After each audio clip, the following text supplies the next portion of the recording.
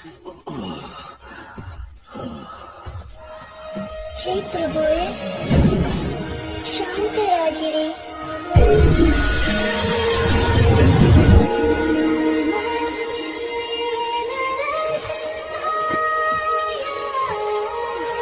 ಹೇ ನನ್ನ ಪ್ರಭುವೇ,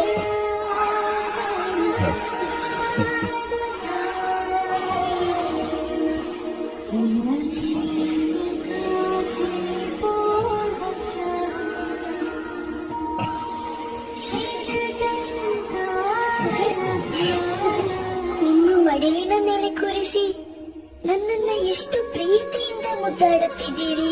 ಇದರಲ್ಲಿ ಯಾವ ಸಂದೇಹವೂ ಬೇಡ. ನನಗೆ ನೀನು ಬ್ರಹ್ಮ, ಶಿವ ಮತ್ತು ಸಾಕ್ಷಾತ್ ಲಕ್ಷ್ಮೀದೇವಿಗಿಂತ ಹೆಚ್ಚು ಪ್ರಿಯವಾದವನು.